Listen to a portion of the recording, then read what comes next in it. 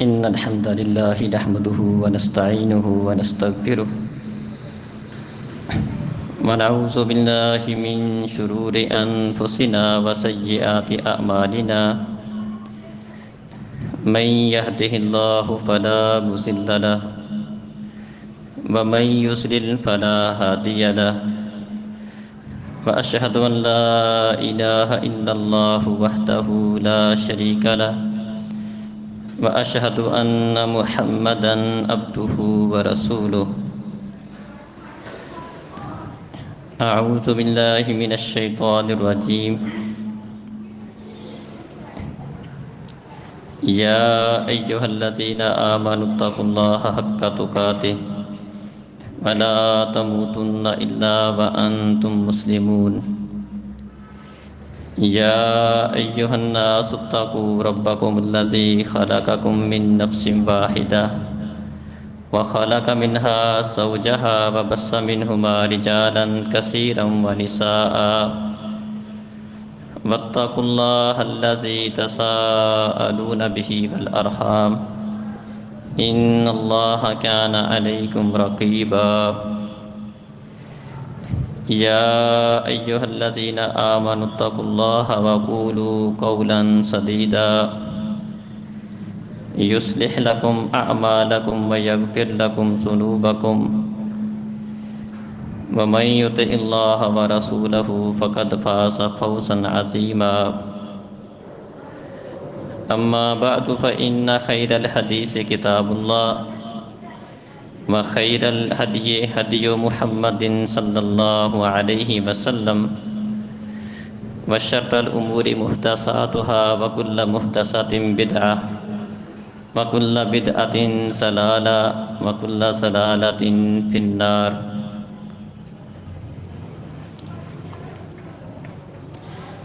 والعصر إن الإنسان لفي خسر إلا الذين آمنوا وعملوا الصالحات وتواصوا بالحق وتواصوا بالصبر۔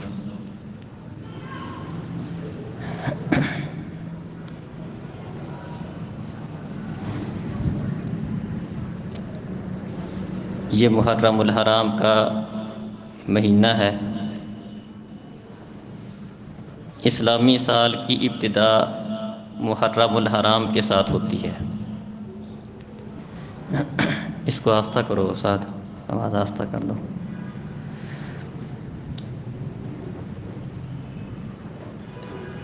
نبی کریم صلی اللہ علیہ وسلم کا ارشاد گرامی ہے،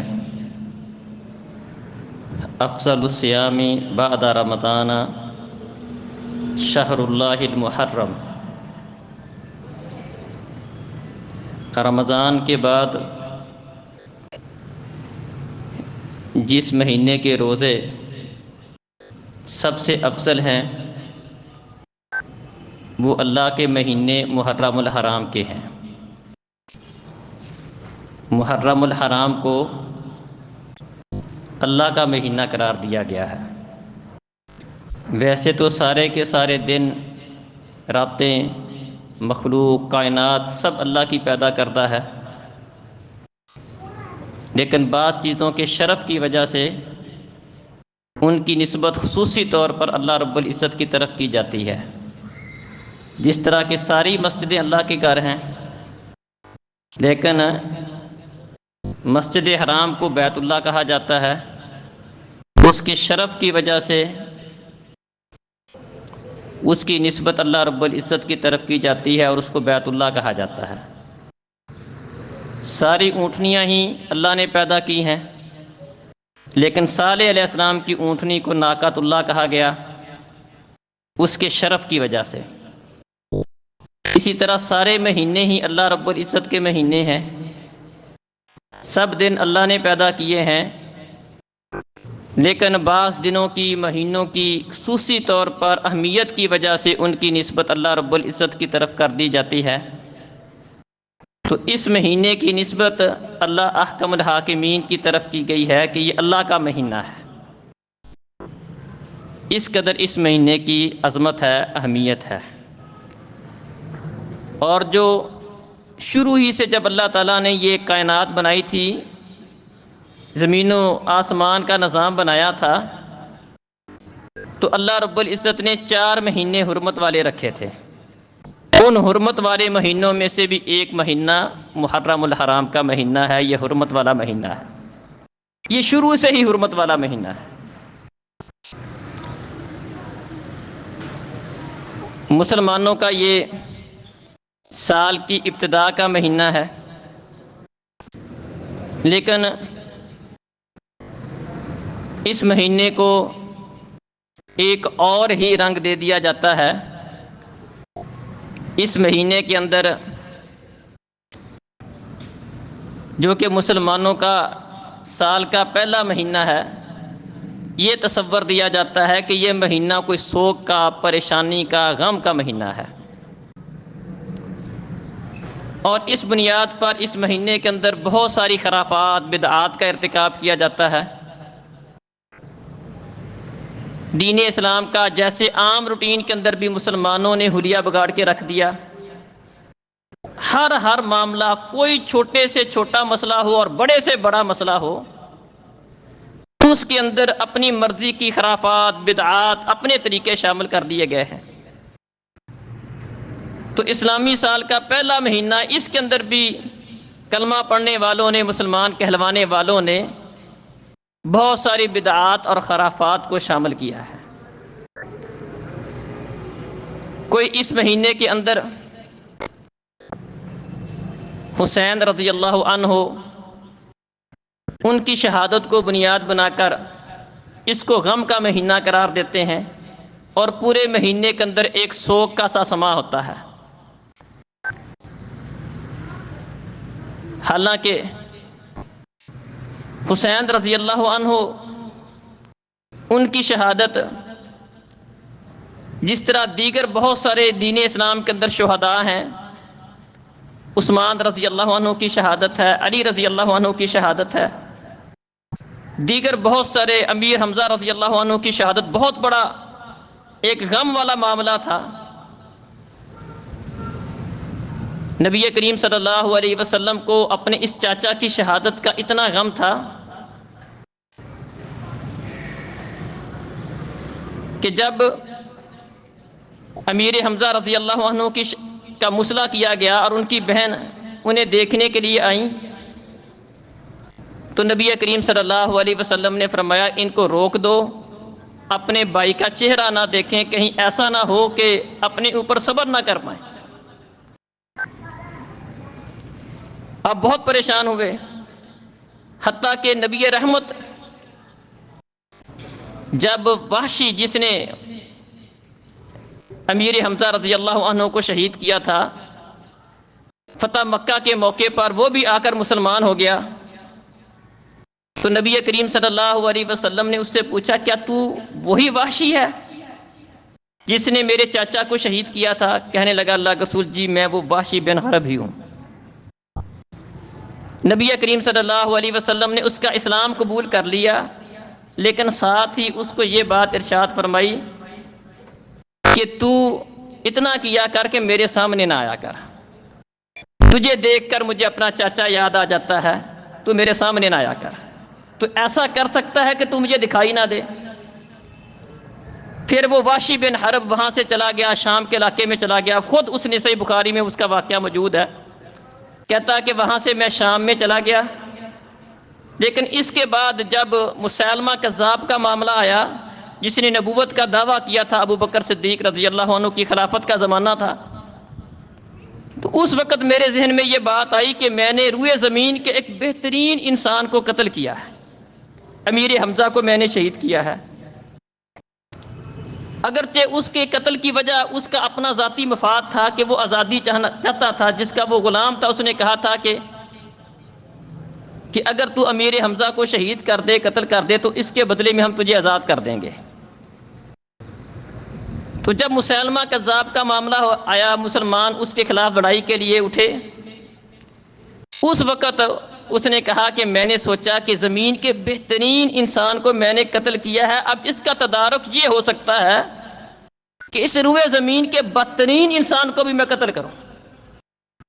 لہٰذا وحشی بن حرب کہتا ہے کہ میں بھی اس لڑائی میں شامل ہوا، اور مسیلمہ کذاب کو قتل کرنے والا یہ بھی وہی وحشی بن حرب ہی تھا، اور اس نے اس کا گویا کہ بدلہ چکایا تھا کہ مجھ سے یہ غلطی ہوئی تھی، اب اس کا حل کیا ہے؟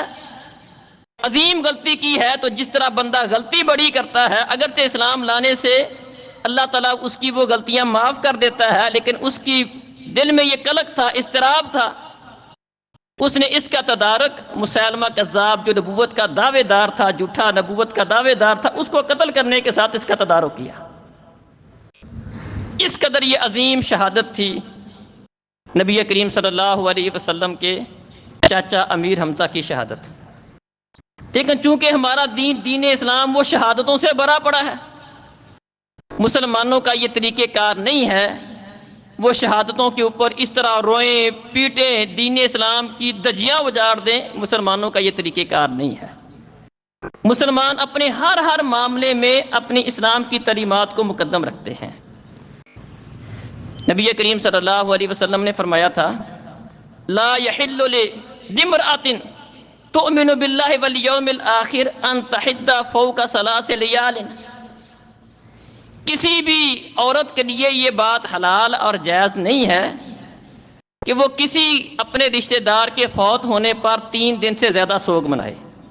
ہاں فرمایا کہ اپنے خاوند پر 4 ماہ 10 دن سوگ کا اہتمام کرے گی، اس کے علاوہ عورت کے لیے مردوں کے لیے تو یہ طریقہ کار زیب و زینت چھوڑ دینا، رنگ دار کپڑے چھوڑ دینا، خوشبو نہ لگانا، یہ مردوں کے لیے تو ہے ہی نہیں۔ عورت اس کا اہتمام کر سکتی ہے، عام میت کے لیے لازم نہیں ہے، لیکن 3 دن تک کر سکتی ہے۔ اس کا والد فوت ہوا ہے، بھائی فوت ہوا ہے، کوئی چاچا فوت ہوا ہے، کوئی قریبی رشتہ دار فوت ہوا ہے، سوگ بنا سکتی ہے۔ سوگ کا مطلب بھی کیا ہے؟ زیب و زینت کو چھوڑ دینا، شوخ کپڑے نہ پہننا، خوشبو نہ لگانا، بننا سنورنا نہ، سرما نہ لگانا، اس طرح کے معاملات نہ کرنا۔ فرمایا عام میت کے لیے 3 دن تک کی اجازت ہے، ہاں خاوند کے لیے 4 ماہ 10 دن لازم ہے۔ عام میت کے لیے جائز ہے لیکن وہ بھی 3 دن کے لیے۔ یہ دین اسلام کے اندر سوگ کا ایک تصور ہے۔ دین اسلام کے اندر یہ سالانہ سوگ کا کوئی تصور نہیں ہے کہ بندہ سال بھر اپنی مرضی کرتا پھرے، ہنستا کھیلتا پھرے، اور کوئی مخصوص ایام آئے تو پھر اس کو وہ بات یاد آ جائے کہ ہاں اس دن فلاں ہوا تھا فلاں ہوا تھا، وہ اس طرح کا کوئی غم کا اظہار کرنا شروع کر دے۔ یہ دین اسلام کے اندر اس طرح کے سوگ کا کوئی تصور نہیں ہے۔ سوگ صرف 3 دن ہے اور خاوند کی وفات پر 4 ماہ 10 دن ہے۔ اس کے علاوہ سوگ کا دین اسلام کے اندر یہ والا تصور جو لوگوں نے اپنا رکھا ہے، یہ دین اسلام کے اندر اس کا کوئی تصور نہیں پایا جاتا۔ اگر ہو تو پھر باقی شہداء پر بھی ہونا چاہیے۔ سید الشہداء امیر حمزہ رضی اللہ عنہ کی شہادت پر بھی اس طرح کا سوگ منایا جانا چاہیے، بہت بڑی شہادت تھی۔ عثمان غنی رضی اللہ عنہ کی شہادت کے اوپر بھی اس طرح کا سوگ منایا جانا چاہیے تھا، بہت مظلومانہ شہادت تھی۔ عمر فاروق رضی اللہ عنہ بھی شہید ہوئے تھے، ان کی شہادت پر بھی اس طرح کا کوئی دن منایا جانا چاہیے۔ علی رضی اللہ عنہ بھی شہید ہوئے تھے، ان کی شہادت پر بھی اس طرح کا کوئی سوگ منایا جانا چاہیے۔ جبکہ دیگر اس طرح کا کوئی معاملہ نہیں ہوتا تو جس طرح وہ شہادتیں ہیں یہ بھی ایک شہادت ہے۔ مسلمان شہادتوں کے اوپر اس طرح کا سوگ نہیں مناتے۔ تو ایک تو یہ جو سوگ کا طریقہ کار ہے یہ غلط ہے۔ ویسے بھی نبی کریم صلی اللہ علیہ وسلم نے فرمایا کہ وہ عورت من شک الجیوبہ جو اپنے گریبان کو پھاڑتی ہے، وضرب الحدود رخساروں کو پیٹتی ہے، ودعا بدعوی الجاہلیہ اور جاہلیت کی پکارتی ہے، چاہے وہ کوئی مرد ہو عورت ہو، جو بھی کسی کی وفات پر غم کے اظہار کے لیے فرمایا من ضرب الحدود وشق الجیوب ودعا بدعوی الجاہلیہ فلیس منا، جو رخسار پیٹے، گریبان کو پھاڑے، اپنے آپ کو مارے پیٹے، آوازیں نکالے، گلے پھاڑے، فرمایا فلیس منا، اس کا ہمارے ساتھ کوئی تعلق نہیں ہے۔ یہ ہمارا طریقہ نہیں ہے، ہمارا طریقہ نہیں ہے، بلکہ اس کو جاہلیت کے کاموں میں سے شمار کیا گیا۔ فرمایا 4 کام ایسے ہیں جو میری امت کے اندر جاہلیت کے کام ہیں، ان میں سے ایک کام کیا ہے؟ نیاحہ، نوحہ، یہ مرنے کے اوپر گلے پھاڑنا، رونا پیٹنا، آوازیں لگانا، شریعت اسلامیہ میں اس کی بالکل اجازت نہیں دی گئی۔ گھر میں میت پڑی ہو تب بھی اجازت نہیں ہے جا کے بندہ سال بار بندے کو یاد آئے اور اس طرح کا بندہ کوئی معاملہ کرے، یہ تو بالکل ہی ٹھیک نہیں ہے۔ اسی طرح اس محرم الحرام کے مہینے میں بہت سارے مسلمان سبیلیں لگاتے ہیں، کھانے پکاتے ہیں، اور اس کو عام طور پر نظر حسین کا نام دیتے ہیں۔ اس بات کو بھی ذہن میں رکھیں، نظر صرف اور صرف اللہ رب العزت کے نام کی ہے۔ اللہ رب العزت کے علاوہ کسی اور کو خوش کرنا یا کوئی بھی چیز پکاتے وقت، تقسیم کرتے وقت، ذبح کرتے وقت اس کی نسبت کسی اور کی طرف کر دینا، یہ اللہ رب العزت کے ساتھ شرک ہے۔ نظر نیاز، چڑھاوا، کسی کے نام کا ذبح کرنا، کسی کی طرف اس کی نسبت کر دینا، کسی کے اوپر کسی اور کا نام پکار لینا، یہ صرف اور صرف اللہ رب العزت کے لیے جائز ہے۔ تو اس موقع پر اس طرح کے جو کام کیے جاتے ہیں یہ بھی غلط ہے۔ بعض لوگ اس مہینے کے اندر اس طرح کی بدعات کا، خرافات کا ارتکاب کرتے ہیں۔ اسی طرح بعض لوگ اس مہینے کے اندر بطور خاص قبرستان جانے کا اہتمام کرتے ہیں۔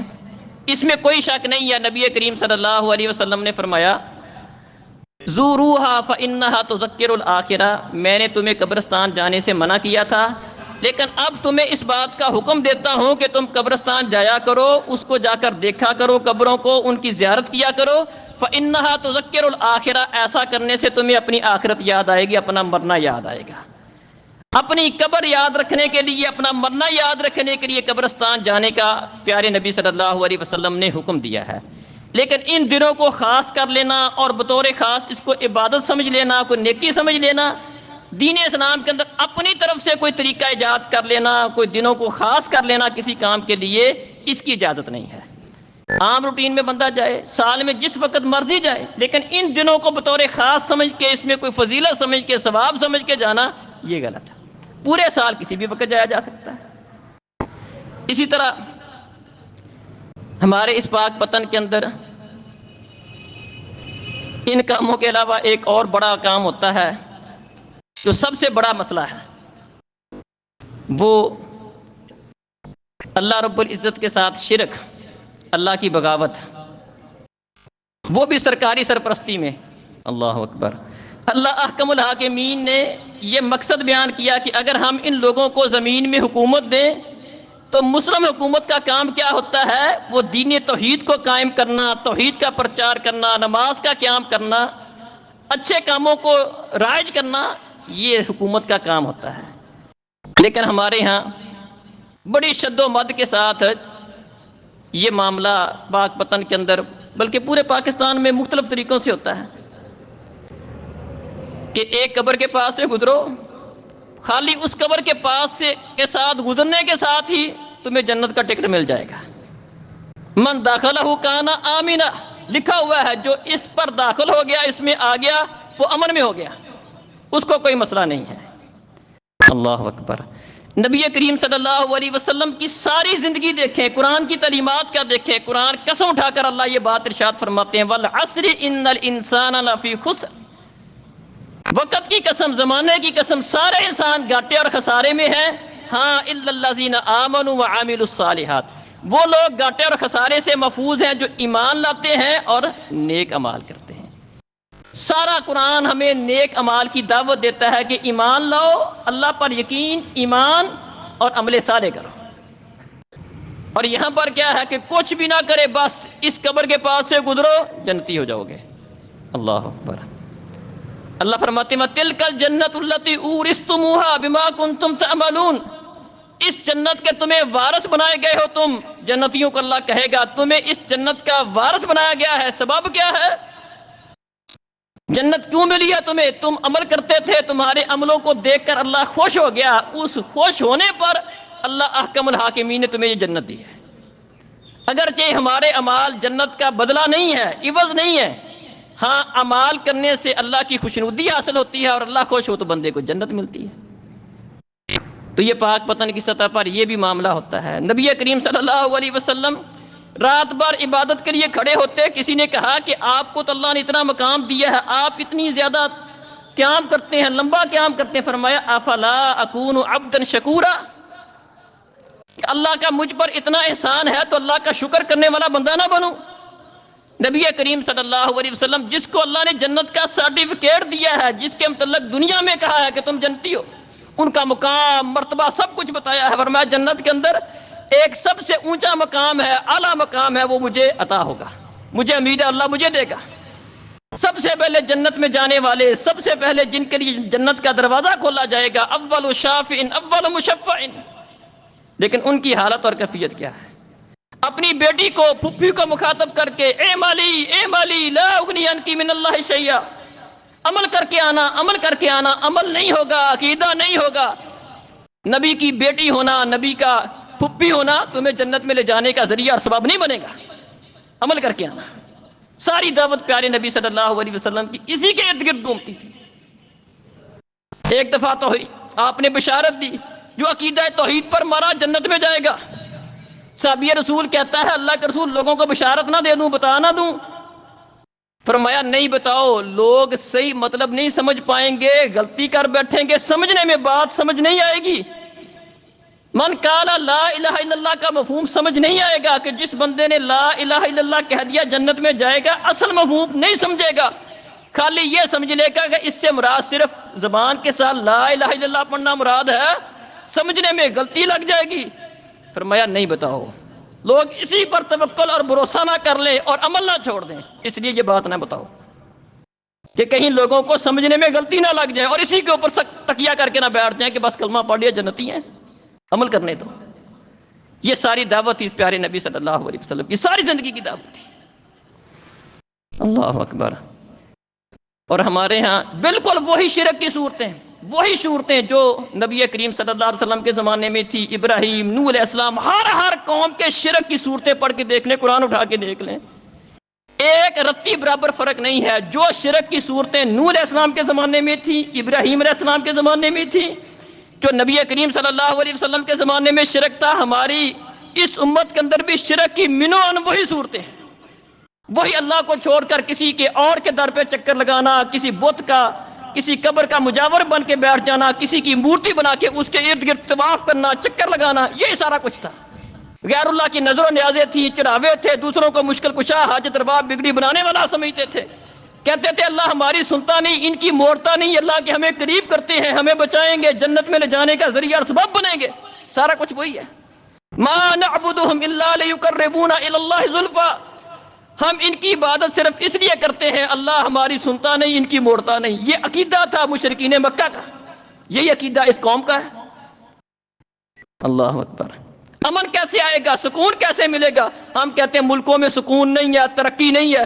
اللہ کہتے ہیں جو لوگ ایمان لاتے ہیں والذین آمنوا وعملوا الصالحات، ان الذین، فرمایا کہ وہ لوگ جو ایمان لائے، اولئک لهم الامن وهم مہتدون، ایمان اور عقیدہ، ان والذین آمنوا ولم یلبسوا ایمانهم بظلم اولئک لهم الامن وهم مہتدون۔ فرمایا جو لوگ ایمان لاتے ہیں اور اپنے ایمان کے ساتھ شرک کی آمیزش نہیں کرتے، شرک نہیں کرتے ہیں، فرمایا ان کے لیے امن ہے، ان کے لیے امن ہے، دنیا میں بھی اور آخرت میں بھی۔